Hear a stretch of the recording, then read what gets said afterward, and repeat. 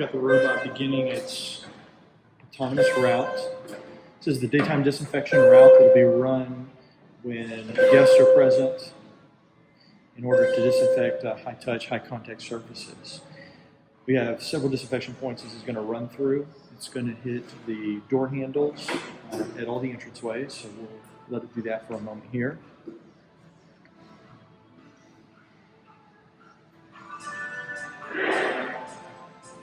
We've got a custom audio enunciator that is designed to provide information to guests about the disinfection taking place, as well as encouragement to stand back while the disinfection is taking place. For distances as short as door handles, we're able to disinfect in as little as 20 seconds or so, based upon how close we can get to the door handles or those close surfaces.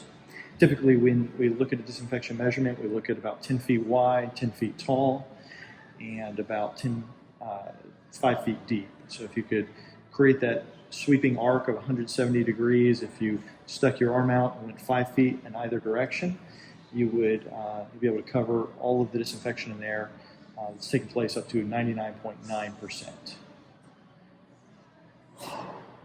It's moving to its next disinfection point. With this, the pause you see for these disinfection points is the motion sensor.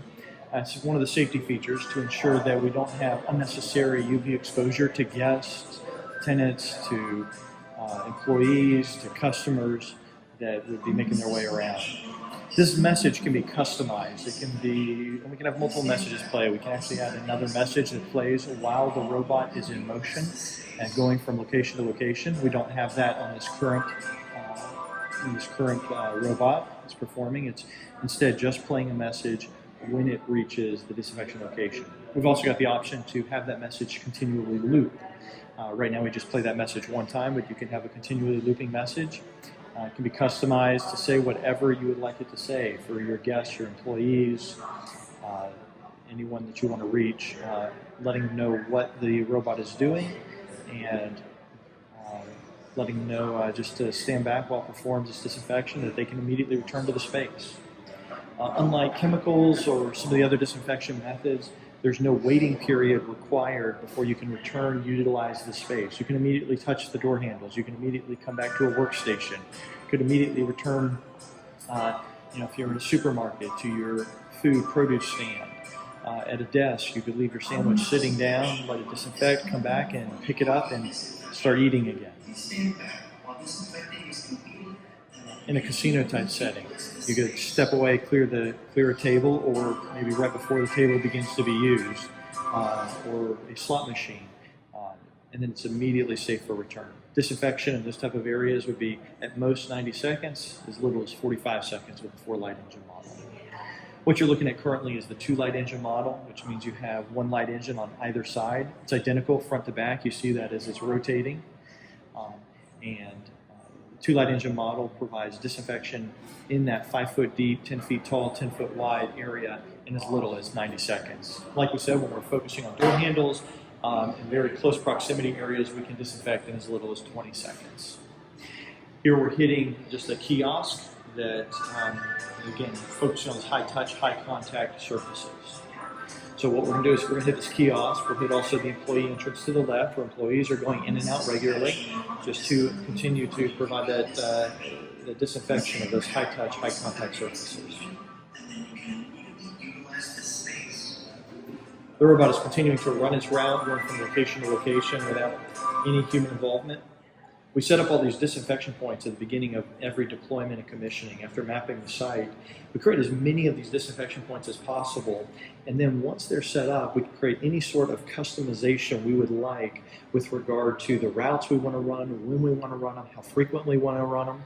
In the case of the hotel where this robot is currently deployed, they have a route that you're watching right now that runs at the top of every hour, runs for about 20 minutes, that hits a number of disinfection points that they've pre-identified to cover. And then there's 2 purposes. Obviously, there's the disinfection for the sake of keeping customers and guests safe and healthy, but there's also the consumer confidence aspect of this, where it helps to increase the confidence the consumer has that this hotel is doing all it can to keep its guests, its employees, and everybody else safe and healthy, performing this extra level of disinfection.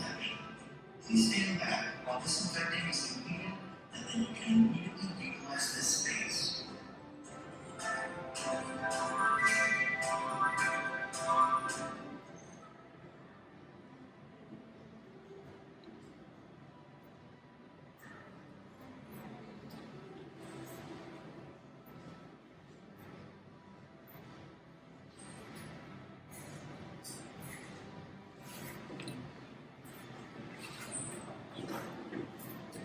You'll watch as the robot continues to navigate. It's perfectly safe around people. The Fetch Robotics was designed and created with the purpose of being able to operate in high volume environments where people are, while keeping them safe and without affecting them in any negative way.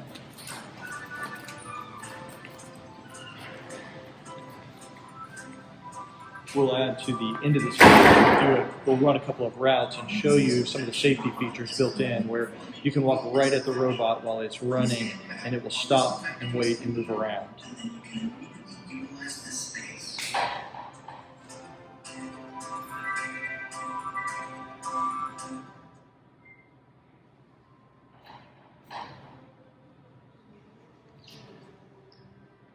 The UV light, depending upon the type of place you're looking at and what you're looking at that's beyond that, because of the quick duration we try to achieve by getting as close to the surface as possible or close to the high-touch areas as possible, you have a quickly diminishing effectiveness of the UV outside of the immediate proximity.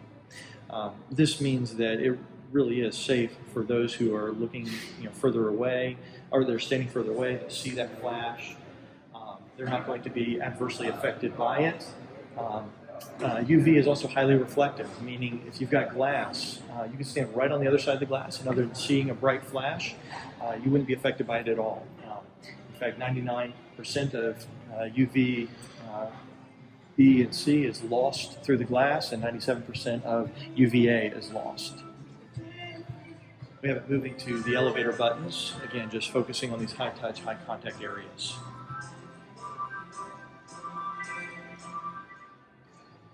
This disinfection robot is currently performing UV disinfection.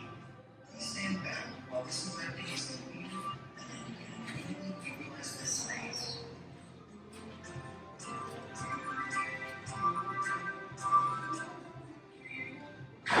As you begin thinking about application and deployment, one of the conversations we want to have as early on as possible is really identifying what your needs, what your purposes, and what your goals are in disinfection. Certainly it's always to keep, we have the safety in mind and keeping people safe, but there's also that, as we've already talked about, that consumer confidence aspect to this. And so as we think about what areas can we disinfect, what areas can we focus on in the middle of high traffic times, while at the same time creating maybe a deeper disinfection cycle for later times.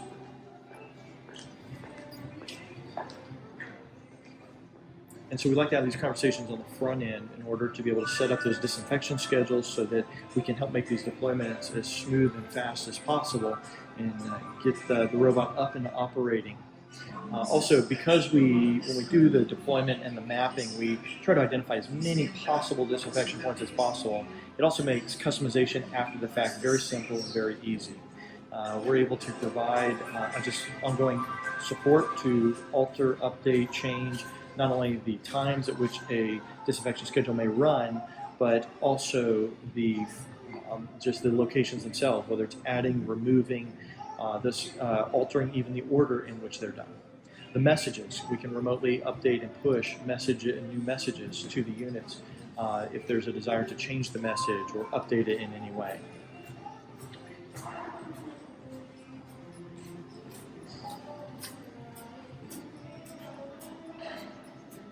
Again, just focusing on kiosks, this time just a vending machine.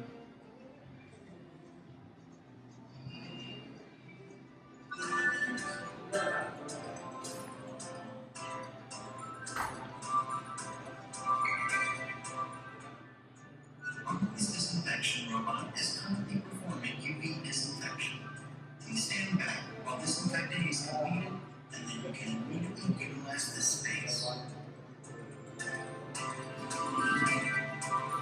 The UV light pulses once every 6 seconds. Rather than being an always on, this is one of the reasons that it's a lower energy consuming overall system. The actual pulse consumes a significant amount of energy, more than your traditional UV lamp output. But because it's not an always on source, it allows us to conserve energy.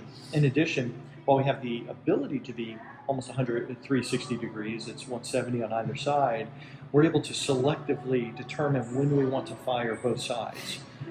What this means is that unlike other UV sources where you have the 360 degree UV at all times, meaning you're both disinfecting and providing UV output on the backside of the unit, meaning you have to be concerned with what's on the backside. In the case of our unit, if we don't need to disinfect on the back, we make sure that that light is off. It enables this to, as you've already seen, be able to operate. Someone could walk up right next to the back of the unit without being affected adversely in any way whatsoever.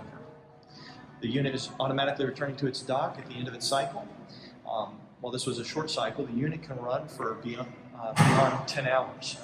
We've tested it well over 10 hours of operating life, both for the robotic base as well as the light engines themselves. This is the end of its autonomous disinfection cycle. We're going to do a couple of on-demand disinfection routes and just show the ability to just choose a random location. This gives you the ability, for example, in a supermarket setting, you wanted to send it to a cash register, one after the other.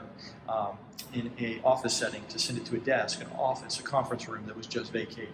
Or in the case of a casino, to send it to specific vending machines or slot machines or tables at any time in between the normal cycles. And we'll also highlight a couple of the safety functions we have with the robot as well.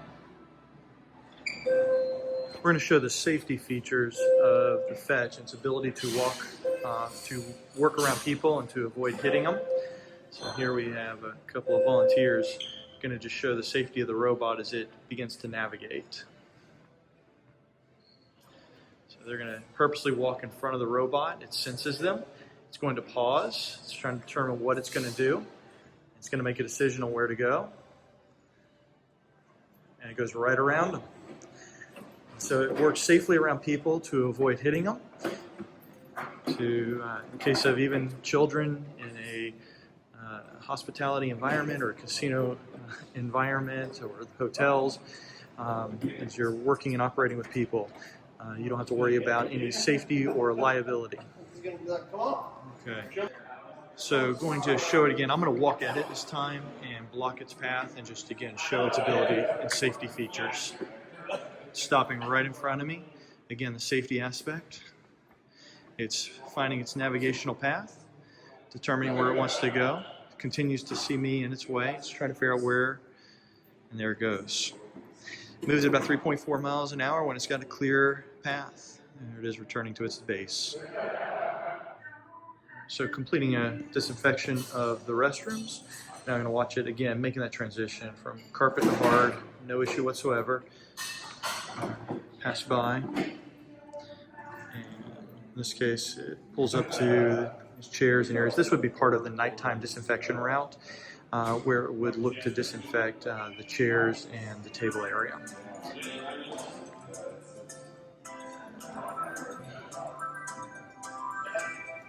Again, we have people present.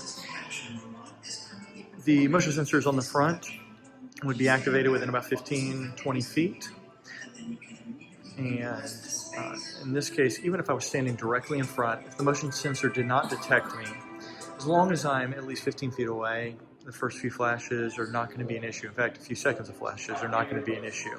You don't want to stay there for a long time. You don't want prolonged UV exposure. That's why we have the safety features built in. But a quick pulse is not going to, from a few feet away, is not going to have any adverse effect.